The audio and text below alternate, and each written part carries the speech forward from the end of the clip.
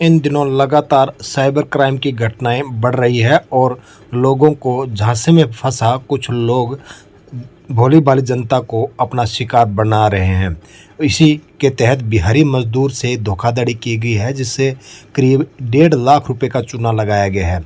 भट्टू कलां क्षेत्र की यह घटना है। फ़ोन पर मैसेज कर एक बिहारी मजदूर को करीब 1.5 लाख रुपए की धोखाधड़ी कर उसे चूना लगा दिया गया।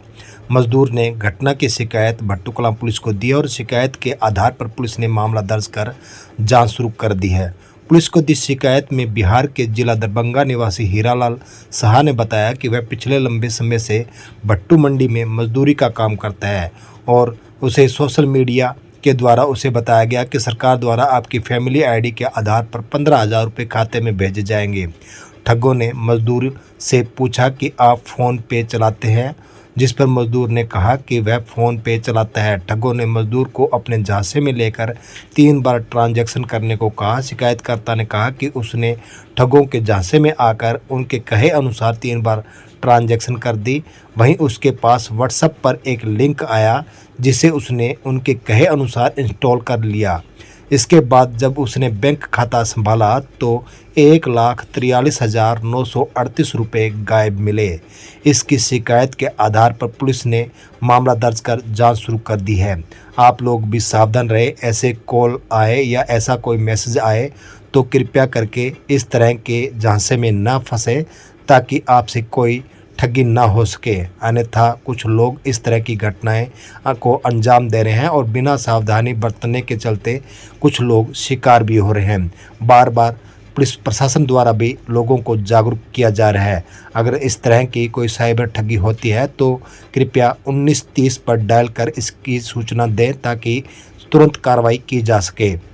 वहीं अध्यापक संघ जिला सचिव ने अध्यापक प्रशिक्षण शिविर को किया संबोधित। राजकीय मॉडल संस्कृत वरिष्ठ माध्यमिक विद्यालय भट्टू कलां में समग्र शिक्षा अभियान के सौजन्य से चल रहे खंड स्तरीय 4 दिवसीय प्रशिक्षण शिविर में हरियाणा विद्यालय अध्यापक संघ के जिला सचिव देशराज माजरा ने अध्यापकों को संबोधित किया। उन्होंने कहा कि सरकार ने निजीकरण पर जोर दिया हुआ है।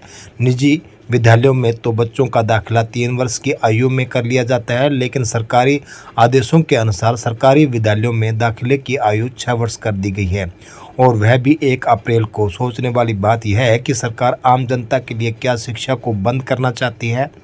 इससे तो पूंजीपति और मजदूरों 2 वर्ग के लिए अलग अलग शिक्षा व्यवस्था दिखाई होती प्रतीत हो रही है, जो गलत है, जिसका हमें विरोध करना चाहिए ताकि हर वर्ग को समान शिक्षा मिले।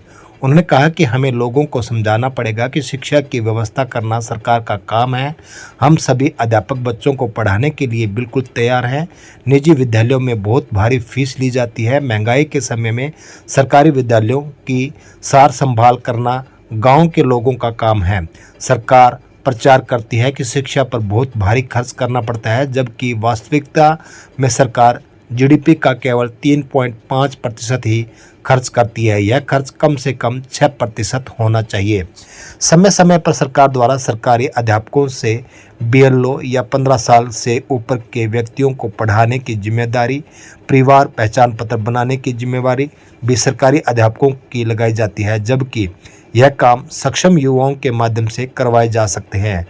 हमें इस तरह के बेतुके कामों का विरोध करके पढ़ाई से संबंधित कार्य तन मन से करने चाहिए।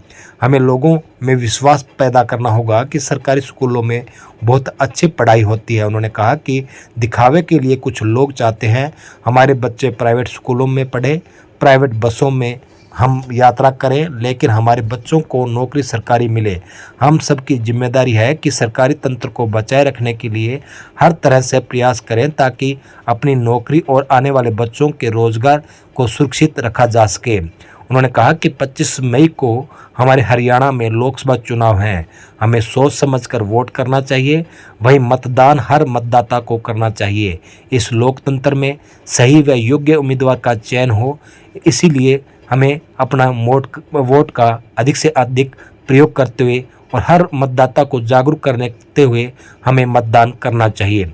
इस मौके पर ईश्वर, ज्योति रानी, निसीम, रेखा, रोशनी, विजय डूडी, रमेश कुमार, शिषपाल सिंह माजरा, कृष्ण चंद्र, शांति देवी, कौशल्या सहित अनेक अध्यापक मौजूद रहे।